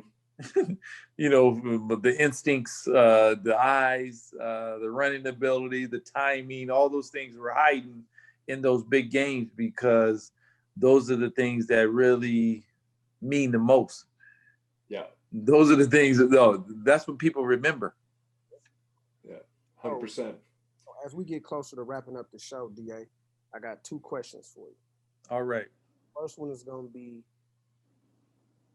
off topic of football, but the current state of affairs in the good old U.S. of A. in regards to systemic racism, police brutality, et cetera, in politics and everything going on right now. What is your stance? What is your beliefs? What is your remedy, if you will, in regards to how we can get through this and become more united, have a more united front here in the USA? I'm a Bible believer, and I believe in prophecies and looking at the kingdoms before that. And even in the book of Daniel, it talks about how the Babylonians, when they were in power, and how they would fall, and how the Persian Mede and the Greeks, when they were in power, how they fell. And now we're considered Roman rule still, and how the next kingdom up is Jacob's. Christ's kingdom is coming. And so in order for things to change in this modern time and what we're experiencing today, this rulership has to fall. There has to be another rulership. And so I pray for that rulership to come, because the next rulership that's in place will rule out of righteousness. And so, but the state of, how I look at things, nothing's going to change, because when you look at the history of Black folks, descendants of slaves, there was a point that we weren't human at all. When we were property, there was a benefit for the ruling class, because hey, we helped build this country, all these different things. But now, since slavery is over, they pretty much look at the people of color, descendants of slaves, as liabilities. So the respect factor, how we perceive in this Roman rule, they treat us like they've always treated us like we're not human. And so the remedy is this kingdom that's empowered today has to fall. Period. Okay, so in regards to the Canadian Football League and its pulse moving forward throughout the whole pandemic and what's going on right now with the canceled 2020 season, What are your thoughts on the state of the CFL currently? I was very disappointed that the league didn't find a way or a simple way just to play. But I also understand the economics of our game, being in it for 23 years and understanding that attendance is a huge part because our league relies so much on attendance. We don't sell enough merchandise. Our TV package and the deal is not good enough compared to other sports. So I knew that we're in a very difficult situations, and the only way we're going to play is if all the players in the league was going to take a pay cut. Yeah, that's a no-go. And that's a no, right? And so at the end of the day, either you're going to go with scabs. I mean, they could have easily said, we're going to go with an all-Canadian team like that. But, I mean, if they even said that, we want alumni to come back and play, I probably would have, hey, sign me up. Sign me up, coach. Yeah. If it was open season, everybody, I would have gone too, right? I mean, hey, why not? I'm just telling you, like that would have been kind of somewhat entertaining as well to see, right? Games, man, I line up on that corner. What? Like I'm saying, like you get some of the the legends, coming back and play quarterback and all this stuff. I mean, that would have been interesting. But at the end of the day, yeah, it's a shame that we're the only league that didn't play. But like I said, I'm on both sides. I wanted our league to play. In the same time, you want the treatment of the players that are the entertainers, and make the league what it is the players. Hopefully they can get their money and provide for their families. But like I said, the government realizes that, hey, we're giving you this loan to pay the players, but they have to look at the economic structure. When you go for a loan, you got to make sure you have the ability to pay it back. Got to show that paperwork too. And show us how you gonna pay this money back. The paperwork wasn't getting produced. And as a former player and as an advocate for the Canadian Football League, I've always said this, even when I was still playing, that league needs to take a chapter out of the National Football League's book in regards to marketing. People have, and I will always say this, nobody, and me and Wally are good now. That was my boss, my employer for 11 years, and gave me another opportunity to play professional football. However, as a fan, little kids aren't coming to watch a coach or a general manager walk up or a logo on a helmet that you throw on the screen and say, "Come to BC Lions." I believe the same way. People like individual players. Absolutely. And so when you're not want to promote the players of that team or those things, like no longer can you just put a logo on a helmet. Nobody's running to the stadium, man. No, because people identify with players. We talked about this earlier. So as a kid, being an avid Raider fan, I watched your brother. Right. Bo Jackson come play half a season. With them two cats in the backfield on Tecmo Bowl, you had a problem. You got a problem, right? Yeah. Watching, Mervin Fernandez. You watching guys like Willie Gault. You watching these guys. You go back to the old school Ken Stablers. Right.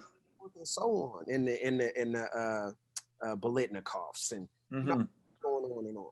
So you identify with players. So. We're not just saying, oh, we just want to go to a Raider. It got to be somebody in that uniform has to make it enticing for a person to want to pay. Right. Yeah.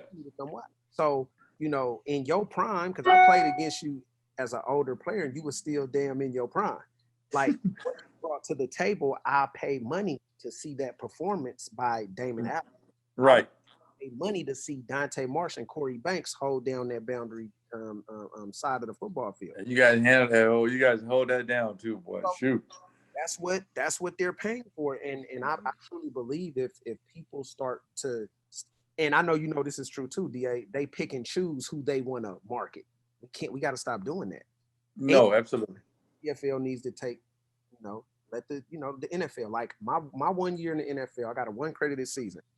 And I didn't even play in the regular season. I was on IR. I got a $6,500 royalty check from the NFLPA at the end of the season, for the license. Right. They're going to, they take care of you. The CFL, you could see a Damon Allen jersey in the store. I saw one of mine. And I didn't get money from that. Right. So, there's things, and we got, and that segues into this little thing I'm gonna say now. So when me and Ryan was putting together the podcast, he reached out to me. He's gun ho for it, and I'm like, and then it was like, yo, we can do it. So, we have to start creating a platform so we can monetize things for former athletes. Because as you know, once you're done, people don't care no more. They watch that. That was then. There ain't nobody. Right. Absolutely. Sure that we're creating an infrastructure to allow people to see that there's more to Damon Allen than a helmet and a jersey. This dude. No, absolutely. Brings so much more to the table, and that was one of my visions for when Ryan started. Let's do this podcast, because they have to know we're more than just shut up and dribble. Right. Yeah, absolutely. We're more than just football players, and I was raised that way, that you're more than just the sport that you play. And so I think part of your upbringing, how you handle yourself on and off the field. I mean that's a direct correlation to when you retire, that you don't some guys are losing their mind because like they don't know anything else other than football. Yeah. Right. And so, and I've always looked at myself, football is the game, the vehicle, but I'm much more than a football player. And so I think in that sense, that has allowed me to be sane, right, and not lose my identity in the game of football, right. So I think that's been a blessing too as well. Well, like you're saying, Damon, I mean, so your career was a lot longer than a lot of other players who played football. But I mean, for the most part, a football career is a fraction of someone's life. You still got all those years after your career to live, right? No, absolutely. So, and which is important, right? Because there's a lot more people you can impact.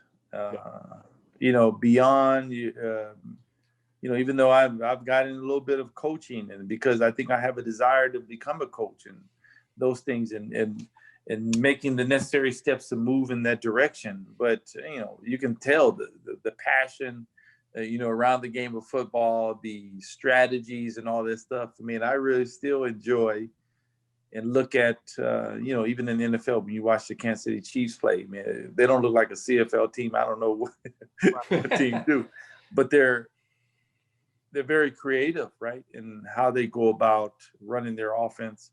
And they have a guy back there that can do just about anything. So they're not restricted on, being a certain way. So, I don't know what they're doing over there, but they must be watching a lot of CFL games. Yeah. And CFL concepts. So you still live in Toronto, right? Say it again? You still live up north, right? Yes, I'm still in Toronto, yes. And then can you let the people know, the viewers, the listeners, what is Damon Allen doing currently?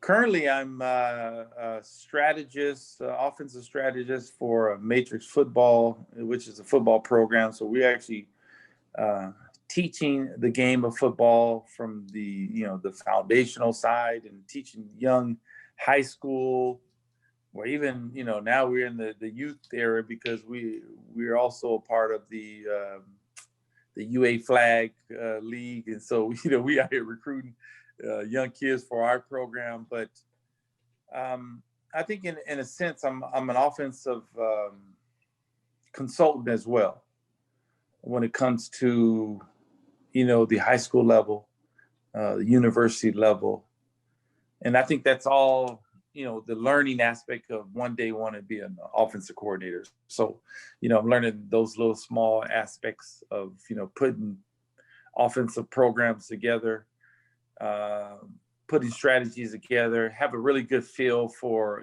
adjustments and all those things. And because after 23 years, I mean, you have to believe that you can call plays. So you you have a quarterback camp, right?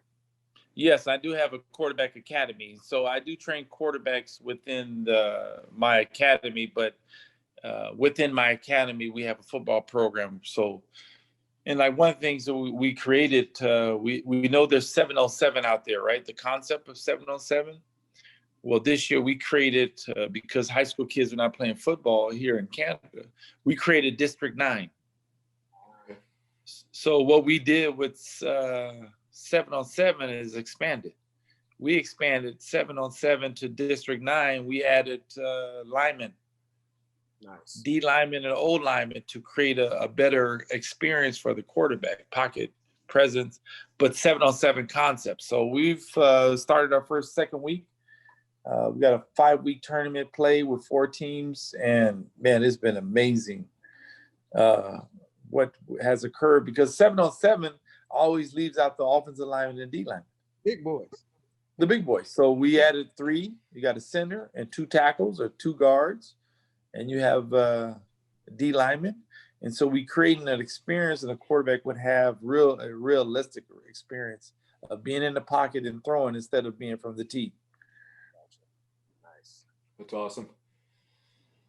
So when we first created it, man, like 60 kids grew up, and 60 kids signed up, and then all of a sudden the first week you play, then there's another 30 who wanted to sign up and say we want to be a part of it. So I think they were just waiting to see like how this is going to be played out before they want to get involved. But hopefully next year we'll have more teams. Mm-hmm. Nice. But it's all part of the development. That's all it is in the game of football at the high school level now. Yeah. And like I said, I want more of our colleagues, our frat brothers, so to speak. If you have a desire, if you have the availability, please, it is your duty to go back and coach and mentor these next wave of athletes. Right. Absolutely. Give back. I believe that. And plus, if you have a passion for coaching, and, I'm pretty sure you were raised the same way, give back to your community, right? Give back wherever you may be living. Mm-hmm. Give back to the game of football, because football has done a lot for you as well. I mean, develop mindset, toughness, all those things that you need to be able to pursue and do anything you want to do in life. I mean, football prepares you for all of it. Yeah. 100%. Great catalyst. It's a great catalyst. Yeah. All right, Damon, I think we're going to wrap up the show. So thank you for coming on today. I really, really appreciate you taking the time and chatting with us. I appreciate you guys having me on, man. It was, I enjoyed the stories. Dante, is always great talking to you, man. And, we hope that, don't be a stranger. Hey, if you guys need me again, I got more stories. I ain't told you just bits and pieces. You already know. That's why when we were talking about the guest list, I'm like, man, Brian, I got a few buddies here. Right. He's got a lot more pull than I have. I'm usually relying on messages, and you never get in a player's inbox. Luckily, I got into Dante's. That was a blessing, right? It set this up. But yeah, Dante's got a little bit more pull than I have. No, the thing of it is these guys are down to earth people. Like, I'm hella down. That's why when you reach out to me, it's like, it's good. It's always good. Yeah. No, absolutely. I got so much respect and admiration for Damon, man. That's one of my OGs in a sense. He's a peer, but he's also older than me, and he's done it at such a high level for such a long time. And just to be able to be on that field, like I said, my first year, I'm playing against Andre Rison and It was funny when they called him. He came with this bad news Rising. No, that's good news Rising right there, man. That's good news. He's the same guy. Just to be able to compete and be on the same field with these guys, man, as a younger player was like, and you get starstruck sometime. And I was telling a story the other day, like when my rookie year in Tennessee, and I'm, Eddie George, Javon Curse. Right. There, rest in peace. And it's like I had to wait a minute. These my teammates now. But right. Eddie George is a big dude too, boy. Yeah. So it was just, and that same feeling happened in the Canadian Football League. A lot of people don't understand. The CFL is harder to make than the NFL because you got the ratio. You only got 2.5 weeks. That's right. Yeah. They just started doing that stuff in the last decade or so. I've never been to a mini camp in Canada. So like, Right. 2 weeks to show what you got, or you out of there. Right. If you do, no, absolutely. Like, and it's the fact that that like there ain't no guaranteed contracts and all that stuff is all based on performance, right? And, man, you have 2 bad weeks, man, at the corner spot, brother. You ain't nowhere to be seen. But by the time you come back from that second game, bro, there's like 6 DBs that they flew in, right? Yeah. So the showcase of your skill set and the consistency of playing good football the week in and week out, man, that's what you have to do in our game.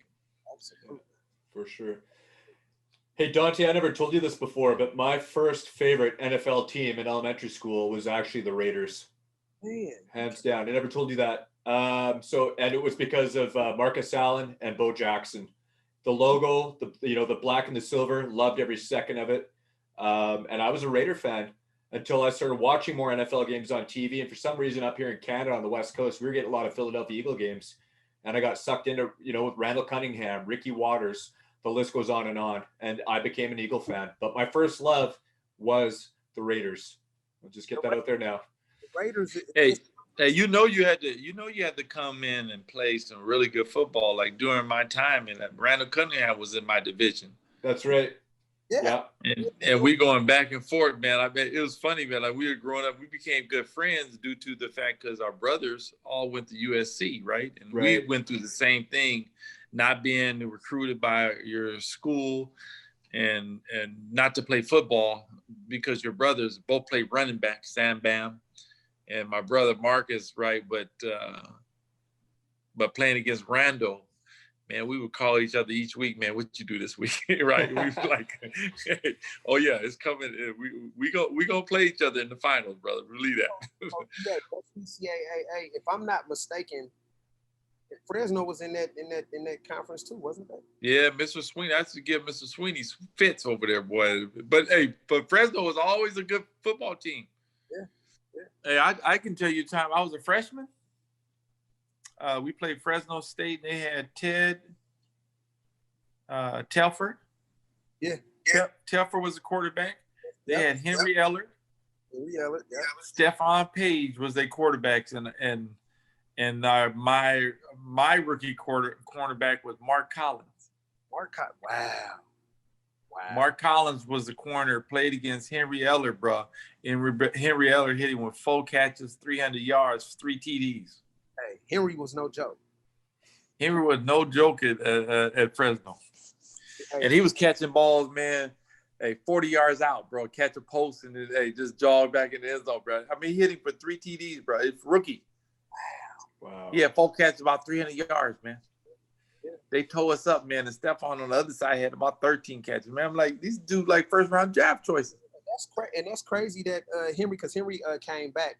Because my DB coach was J.D. Williams, first rounder of Buffalo, et cetera, et cetera. Right.